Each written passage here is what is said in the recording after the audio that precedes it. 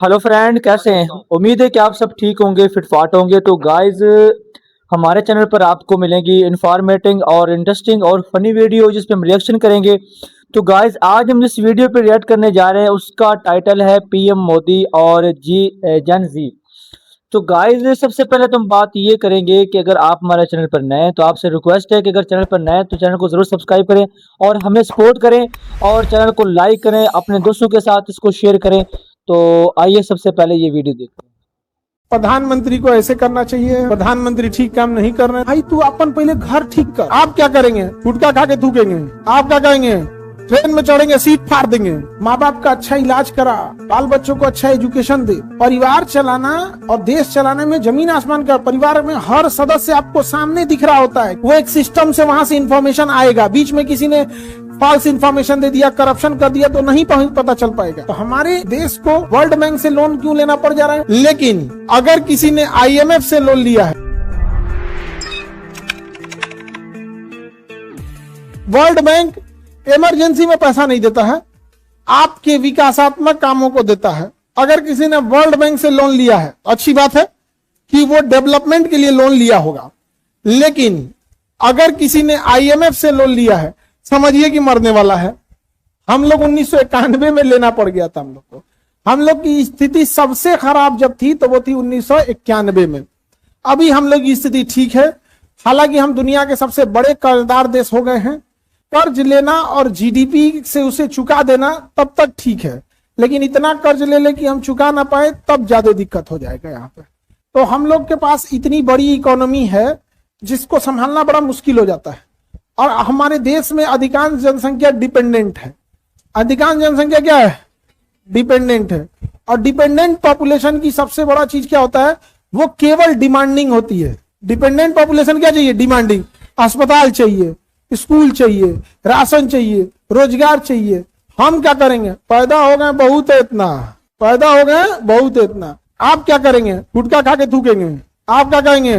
Train में चढ़ेंगे, seat फाड़ देंगे। आप क्या करेंगे? बस में बैठेंगे तो लिख देंगे कुछ से कुछ।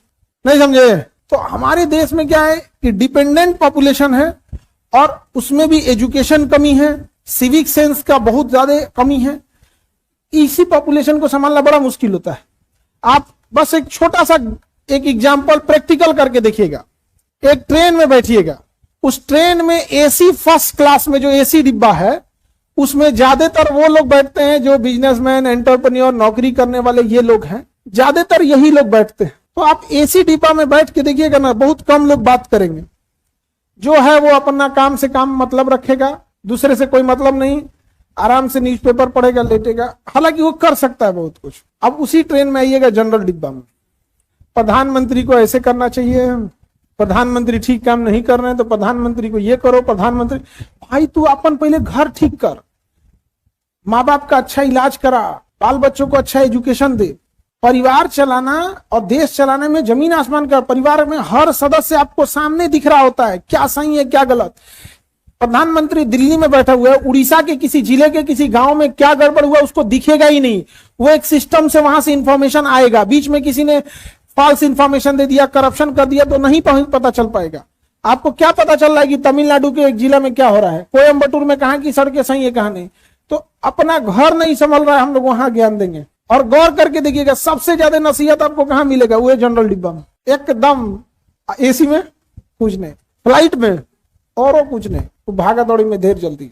तो हमारे देश को वर्ल्ड बैंक से लोन क्यों लेना पड़ जा रहा है? उस डिपेंडेंट आबादी को सेटिस्फाई करने के लिए। नहीं समझे? डिपेंडेंट आबादी को क्या करने के लिए? सेटिस्फाई करने। और हमारे देश में मिडिल क्लास की एक संख्या बहुत बड़ी है। आप गौर करके देखेंगे तो देश में सबसे बड़ी संख्या किसकी है? Middle class. अच्छा, मिडिल क्लास बड़ा वर्सटाइल होता है। अगर उसको सरकारी योजना का लाभ मिलेगा ना, दम दे गरीब हो जाएगा। रहेगा मिडिल क्लास। अगर मान के चलिए घर बनाने के लिए पैसा आया ना, दम दे गारीब हो जाएगा। मच्छरदानी बटने आया, फटाक गरीब हुआ वो। बाल्टी बताएगा तुरंत गरीब। राशन बताएगा तुरंत गरीब बनेगा वो, तुरंत। गांव में पंचायती होगा तो ये दुआरी पे पंचायती कर दे, तुरंत क्या बन जाएगा? अमीर। हम लोग को ना वर्ल्ड बैंक से मजबूरी में लोन लेना पड़ता है। वर्ल्ड बैंक का असली नाम है IBRD, international bank for reconstruction and development. International bank for reconstruction and development. इसका मुख्यालय कहाँ है? वाशिंगटन। मुख्यालय वाशिंगटन। देखिए अब ये 1944 में बना था। कब बना था? 1944 में। आगे बढ़े, मुख्यालय वाशिंगटन डीसी में है। कितने देश है? 189। अभी इसके अध्यक्ष कौन है? अजय बांगा। हम लोगों को एक बात की खुशी होती है कि हमारे देश के बड़े बड़े लोग माइक्रोसॉफ्ट, गूगल, इन लोग को चलाते हैं। ये बस देख के खुश हो जाइएगा, ये किसी काम आने वाले नहीं है। ऑपरेशन सिंदूर में इनके हलक से एक जुबान नहीं निकली थी, एक शब्द नहीं निकला था देश के लिए। समझ में आ रहा है ना? तो हम देख के खुश हो जाते हैं, बस इतने भर ठीक है। यहाँ पे छोटा सा देश है इजराइल, और लड़ किससे रहा है? गाजा से, जिसके पास ना आर्मी है, ना नेवी है, ना एयरफोर्स है, ना मिसाइल है, ना हेलीकॉप्टर है, ना जहाज है। मतलब पैदल सैनिक है, राइफल है, बस राइफल है और देसी मिसाइल बनी है सब। वो भी इजराइल जैसा एडवांस देश, जिसके पास हथियार हम लोग से लाख गुना एडवांस है सब। उसको बचाने के लिए पूरी दुनिया के उद्योगपति चले आए और हम लोग के ऊपर अटैक हुआ। सुंदर पिचाई, सत्य नडेला, अजय बांगा, तो पराग अग्रवाल, इन लोग के हलक से एगो जवान नहीं निकला कि भारत के साथ जो हुआ वो गलत हुआ। हम लोग बेगाने की शादी में अब्दुल्ला दीवाना, हमरे देश के हैं, हमरे देश के हैं। सब खैर ठीक है, कम से कम पाकिस्तान की तरह आतंकवादी बन के बम तो नहीं फोड़ रहे हैं। उसके भी सीईओ है सब, पाकिस्तान के भी अच्छे सीईओ है सब। लश्कर तैयबा का नहीं समझ में, जितने आतंकवादी संगठन है उसका सीईओ कहां से जाता है? पाकिस्तान से। और जितनी बड़ी कंपनी है उसके सीईओ भारत से। या गाइस बिल्कुल ऐसा ही, अगर हमारे देश के खिलाफ अगर कोई आवाज, कोई उल्लंघन होगा तो हम जो है ना आवाज नहीं उठाएंगे, ठीक है ना।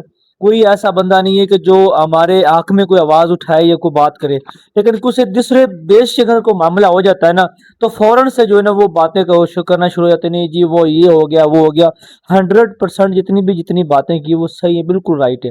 लेकिन एक बात जो ना हम इससे सहमत नहीं है, वो ये है कि जो मिडिल क्लास लोगों के बारे में जो इन्होंने बातें की है ना, वो नहीं होनी चाहिए। क्योंकि अगर मिडिल क्लास लोग नहीं होंगे तो आपका देश कैसे चलेगा? सारे अगर बिजनेसमैन बन जाए, ठीक है ना, सारे के पास अगर पैसा आ जाए तो फिर वहां पे काम कौन करेगा? देश को कौन चलाएगा? खेती बाड़ी कौन करेगा? मजदूरी कौन करेगा? फैक्ट्री मिलें कौन चलाएगा? तो अगर आपका देश, हमारा देश अगर चलता है तो वो इसलिए चलता है कि हमारे जो आम जनता है, जो हमारी आम पॉपुलेशन है, वो हमारे देश को चलाती है और वही टैक्स अदा करती है। आप हिस्ट्री उठा के देख लें पूरे वर्ल्ड की, तो पूरे वर्ल्ड की हिस्ट्री में आपको जितने भी वर्ल्ड के अंदर जितनी भी कंट्री हिस्ट्री, उतनी हिस्ट्री दिखाएं कि उसमें जो ज्यादा जो टैक्सेस देते हैं ना वो आम जनता है, वो आम लोग देते हैं। जो बड़े बड़े बिजनेसमैन है, बड़े बड़े जो पैसा रखने वाले लोग हैं, वो अपने पैसे को बचाते हैं, वो टैक्स नहीं देते, वो टैक्स चोर होते हैं। तो इसलिए हमें कंप्रोमाइज करना चाहिए।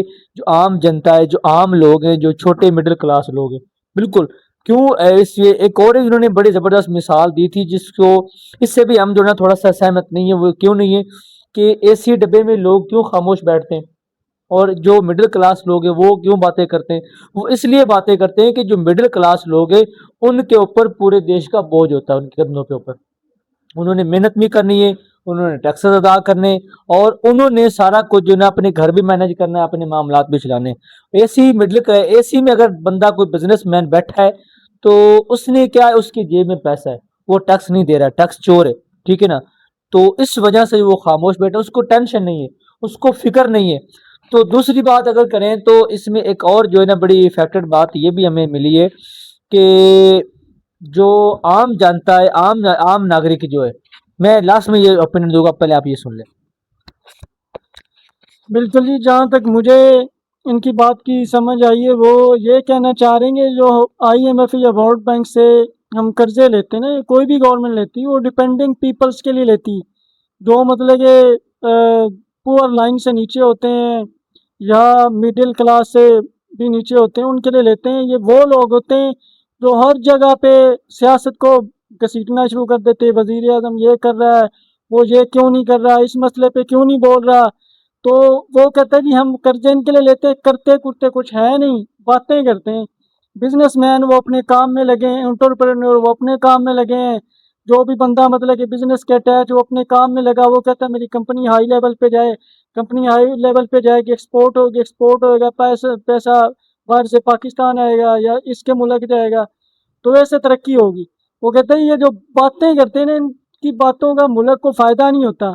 इसकी वजह ये होती है कि वो जो बेरोजगारी बढ़ती, उस बेरोजगारी को कम करने के लिए कर्जे लिए जाते हैं, तो ये इनका कसूर है।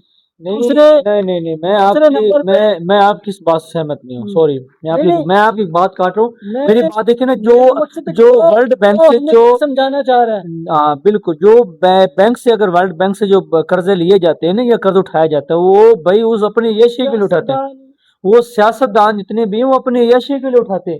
उनके पास जो है ना हाई क्लास जनाबिली गाड़ियां, हाई क्लास बंगले और इतनी इतनी बड़ी करप्शन, ये वो मामले, इस वजह से तो मुल्क करप्ट हो जाते हैं। बात सही है कि लिए इनका नाम लेके जाते हैं। ये आम जनता हमारे लिए, हमारे नाम पर कर्जा उठाया हम जाता है, तो गरीब लोग उनको कारोबार देंगे, उनको जॉब्स देंगे, उनके लिए लेकिन होता कुछ भी नहीं, लेकिन करते अपने यशियों के लिए।